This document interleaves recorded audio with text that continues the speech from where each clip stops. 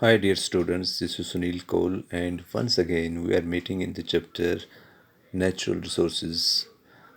Dear students, जैसे कि आपने इससे पहले पढ़ा था अबाउट द बायोस्फीयर, अपने एटमॉस्फेयर के बारे में पढ़ा है, जिसमें हमने ये पढ़ा था कि एग्जॉस्टेबल भी पढ़ा था बायोस्फीयर में कि इनएग्जॉस्टेबल, और ये जो नेचुरल रिसोर्सेज है ये क्या होते हैं।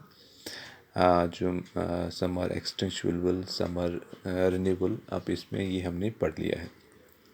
डियर स्टूडेंट्स, कि जैसे कि हम ये पढ़ रहे हैं कि मोमेंट ऑफ एयर क्या होता है, ये सब टॉपिक है, सब पार्ट है ऑफ द नेचुरल रिसोर्सेज का।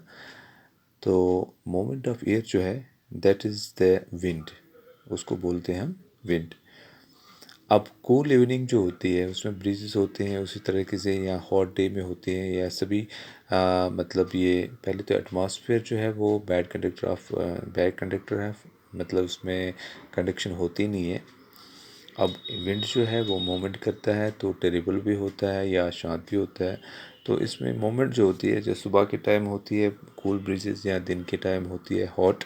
तो हमने ये बताया था कि इसमें ये प्रोसेस क्या होता है, जो ब्लैंकेट होती है इसकी हमारी अर्थ के इर्द गिर्द एटमॉस्फेयर का, उसकी वजह से हमारा जो टेम्परेचर दिन का है वो राइज करता है 40 डिग्रीज तक, और रात को वो 0 डिग्री सेल्सियस तक आ जाता है। और हमने ये भी कहा था कि मून का जो टेम्परेचर है वहाँ पर एटमॉस्फेयर नहीं है, वहाँ पर -90 डिग्री जाता है, और रात में -110 जाता है। तो ये एक प्रोसेस है, जो एक नेचुरल प्रोसेस है, जो एटमॉस्फेयर की वजह से हम कह सकते हैं ये होता है।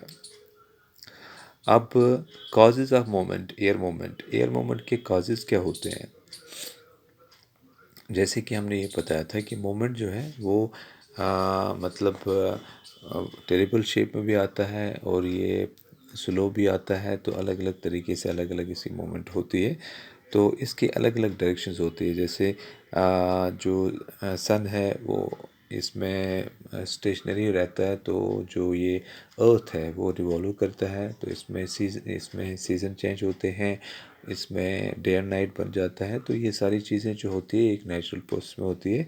एक मतलब टेक्निकली हम कहेंगे एक पूरा एक फिनोमेना है, ठीक है। हमारे पास जैसे विंड्स आते हैं, एक जेंटल ब्रीज होती है जो स्लो चलती है, स्ट्रॉन्ग विंड होते हैं जो स्ट्रॉन्ग होते हैं, और ये टेरेबल विंड जो स्टॉर्म होते हैं। जैसे कि मतलब कोई स्टॉर्म आ जाता है साइक्लोन टाइप का, तो उसमें ये सभी मोमेंट्स होते हैं एयर के।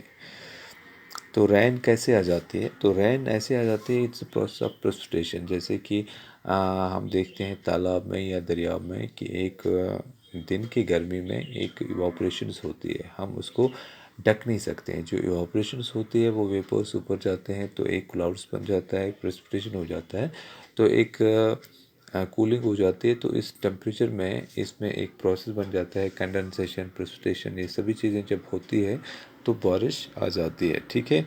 तो इस तरीके से ये मतलब एक रेन जो है डाउनफॉल हो जाता है।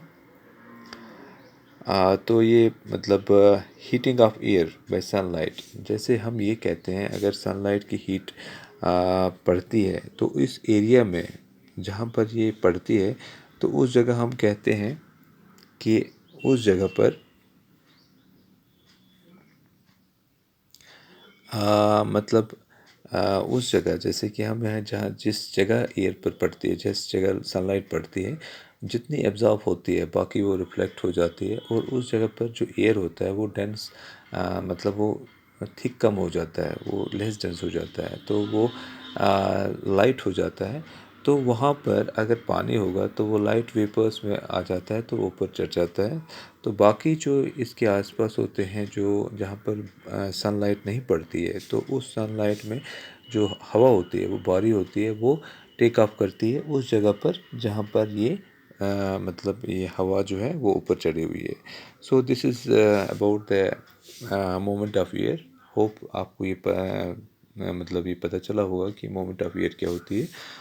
सो नेक्स्ट वीडियो में हम आगे देखेंगे। Till then take care.